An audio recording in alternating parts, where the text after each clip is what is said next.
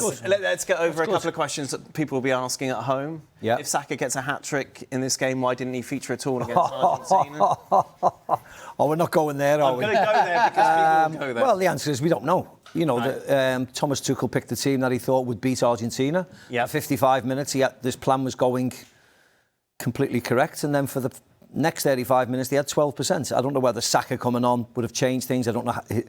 There was always question marks about his fitness levels and whether he was fully fit, because you'd think if he was fully fit, he would have played. So maybe there was a question mark about that, but you can't look at it. Today wasn't a proper game of football. You can't take that game into what happened 3 or 4 days ago. Absolutely no chance. No chance. But it makes you think, though, what would have happened if Saka and Rashford enter into the second half? No, that definitely, yeah. Why do you take Anthony Gordon off and put Konza on? You know, these questions are going to be haunting Thomas Tuchel, because they've just scored 6 against France. He said he'd no regrets, man. No, of course he's got no regrets. It's the DNA of English football. I mean, the stuff that he came out with after the game was absolute nonsense, wasn't it? And it hasn't done him any favours. You may as well come out and tell the truth and just said we were awful. I don't know what we were going to do. I went defensive to make excuses up. Do you want him to be the coach ridiculous. for the Euros? Me? I don't think he deserves to be coach for the Euros. He was brought in with a specific remit to do better than what Gareth Southgate did. As far as I'm concerned, that remit has failed. I think it's failed. I think it's failed miserably. I've never seen a performance. Is that not the English mentality? No, I've never seen. Keep changing, you know. Oh yeah, but I've never seen an English mentality. I've never seen a game like that where England have scored in the semi-final of the World Cup and then get 12% for the next 35 minutes. That is unheard of.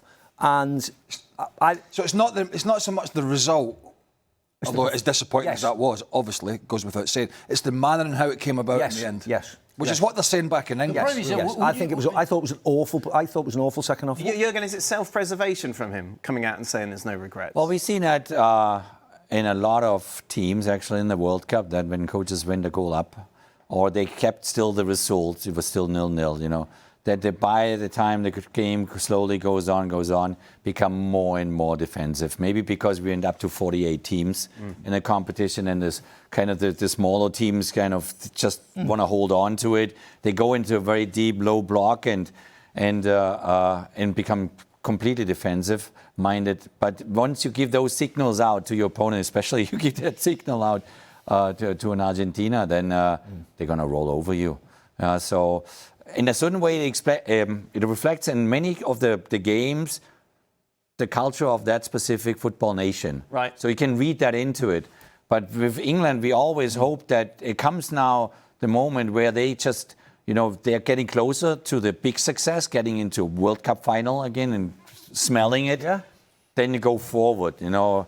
But we hope that in the Euro final 2021 in London against Italy, we hope the last Croatia, Euro final against Spain. Croatia in Russia and all that. Yeah. And always came this almost automatic reaction by half an hour before the end of the game, fear to fail. I mean, imagine if Gareth Southgate was still manager now, and that performance happened. He wouldn't have been able to get back into England. The vitriol would have been that bad. And we're now looking forward to the Euros. England are strong enough to qualify for the Euros. England are strong enough. They're hosting. Exactly. They don't even have to And England are going to get to the quarterfinals without even batting an eyelid, because you know the Euros is the Euros. Yeah. And then what? We're just going to wait again to see if we produce a performance like we did against Argentina. I'd rather start again. I really would. I mean, I like Thomas Tuchel. I've met him 100 times, but I think as an England manager, after that performance specifically, I just think no. Who's next? The problem is that you don't have an English coach who can become. We can have Eddie Howe. We can have Frank Lampard. But he has no experience. So what? Who cares? Today you score 6 goals, Maca. Come on. Yeah, enjoy that. Don't start, teasing people. Of course, Eddie Howe's got experience, but not many managers have got experience at international level, because normally that's at the end. Jürgen Klopp hasn't got any experience at international level. So is he going to be no good? Eddie Howe's been a manager for many. He was Jürgen Klopp dealt with Champions League and everything. That's just so is Eddie Howe. Yeah, but he won it. I know, but I'm saying that experience is experience. You've been a manager. How would you sum up this tournament for France? Well, as I said a week ago, we were the happiest nation in the world, and everything changed because of a failure, individual failures. I would say. And it's sad because this generation, I said it in this studio where I say maybe I'm wondering if it's not the best generation ever. And the day after, I followed Kylian Mbappé saying, well, we have been good. Everybody say that we are maybe the greatest. Well, if we win something, we're going to be the greatest. Right. But if we win nothing, we're going to be forgotten. And it's what's going to happen. And people in France, they keep telling me, Michael, what happened to our team? We lost everything. We were supposed to party tomorrow evening. And we lost 6-4 in the third and fourth position. We're not showing any pride and everything. We are sad. But I think people are more than bitter or angry. They are sad because we felt that something could have happened and something great could have happened. But that's football. You have to accept it. Exactly. I mean, you lost to a really good Spanish team. Oh, yeah. You can accept that. Yeah, but still, and the way they play. That happens. You need a bit of fortune. No, but you have to fight. And we didn't fight. The four at front that we were talking since the beginning of the World Cup didn't exist against Spain. So that's the most frustrating thing that we have to get. Okay. And Zidane taking over. That's official now. Well, in fact, that's a good thing. A week ago, I was wondering, say, if France win the World Cup, the way they play, what will Zidane posture? Because you just have to repeat it. You have nothing to improve because that team is great.